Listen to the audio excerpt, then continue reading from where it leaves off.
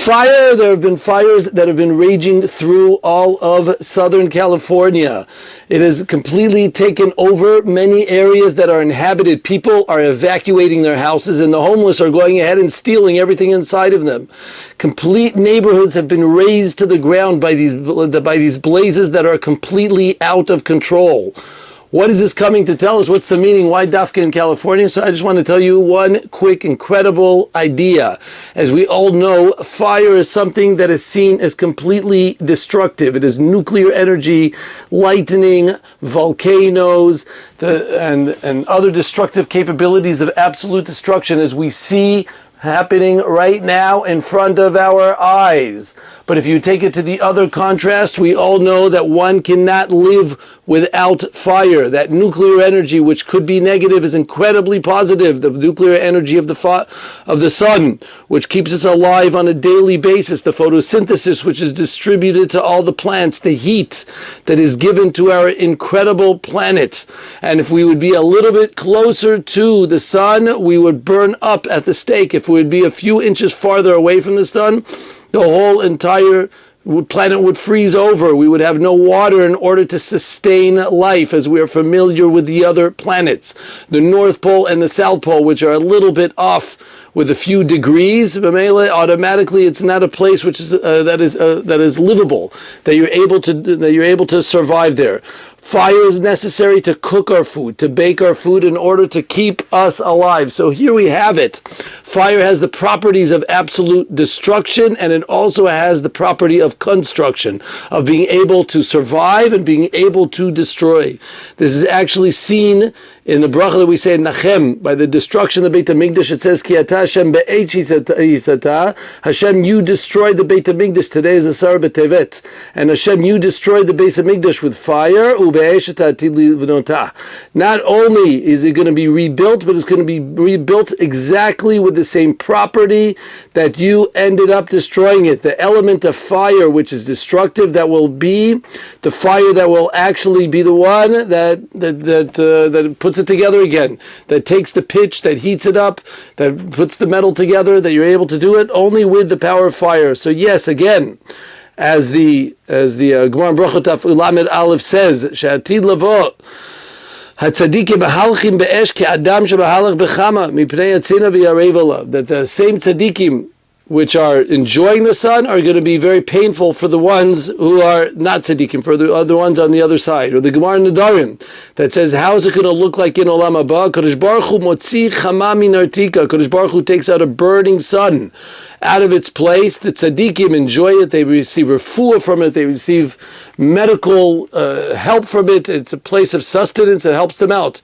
as opposed to the Rishayim ending up getting destroyed from it. So again, we see this concept that the same source that can cause havoc, that can cause destruction, that can wipe out complete cities, is the same property that is able to go ahead, that same element is able to rebuild and bring back to life everything that was dead previously. That's the capabilities. What does it all depend on? It depends on, are you a tzaddik or are you a rasha? How are you able to receive that fire? Are you one whose property is one that is able to receive it in an appropriate way, because you're a good kli, a good vessel to receive the fire, and then the fire will be fruitful? Or are you a kli, or are you a vessel which doesn't deserve to have that byproduct, to have that fruits of the fire? And in the end of the day, the fire will end up destroying you. That's what it says in the Midrash and Shir Hashirim on a similar basis. And that is exactly what we see unfolding in front of our eyes.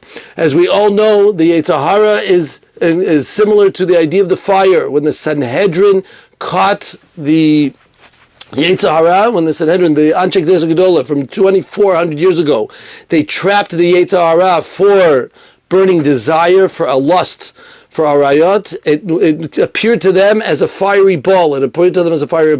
They wanted to give it limitation, to put some type of hindrance, and therefore they handicapped it because they knew the idea. You can't live without it, but you can't live with too much of it. Everything is okay and it's appropriate, the fire, but the most important idea is it has to be controlled. Fire is fantastic if it's tamed. Fire is fantastic if it's limited. Fire is fantastic if it's in check. But if it's not, it's going to ransack and destroy a whole country. It can ransack and destroy a whole city all in one shot.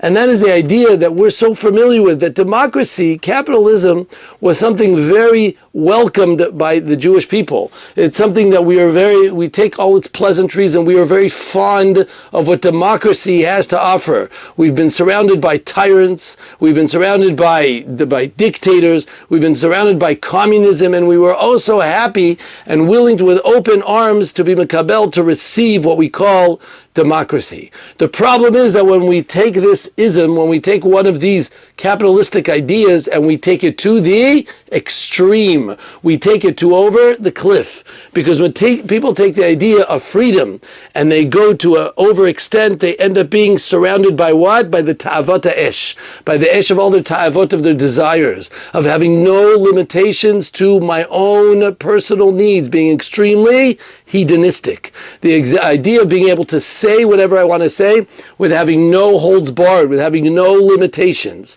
That's the idea of people who are coming and running away from religion as opposed to grappling with it.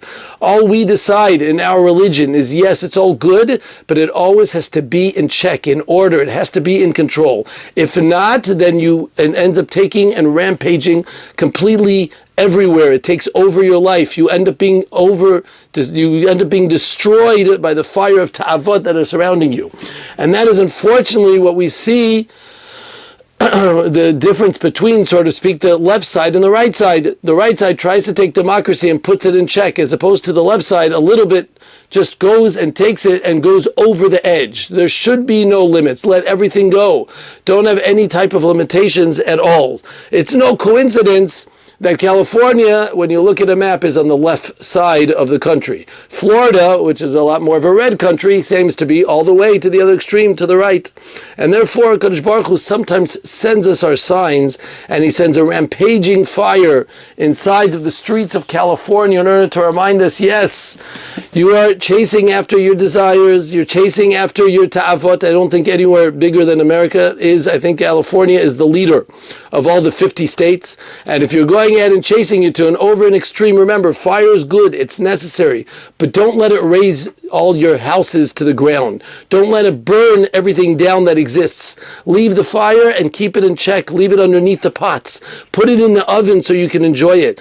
But when you let it go and take advantage of you, when you let it go and override you, when you're not interested and you're not even trying to keep it in check, then you better watch out, because it's a fire. There was a women get-together where they were learning psukim in Navi, and they got to the pasuk v'yeshev mitzaref v'mitaher kesef. They got to the idea of someone sitting and go ahead and purifying the elements out of silver.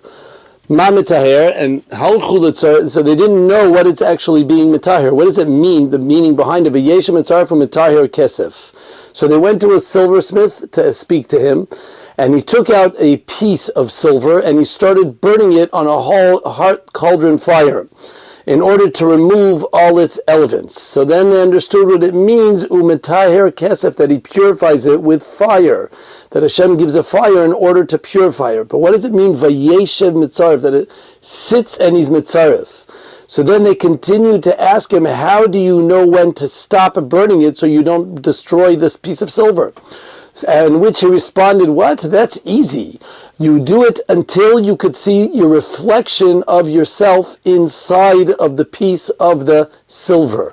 When you could see your reflection, then you know then you've reached to the point you need to be. That's what it means that Hashem is v'yeshev mitzaref. Hashem looks and he burns with a fire until he sees his reflection, until he sees us imitating his ways, until he sees us doing what we're supposed to be doing. When we see and become a reflection of a Kadosh Baruch Hu, then it's metaher the kesef. Then it purifies the power of the fire.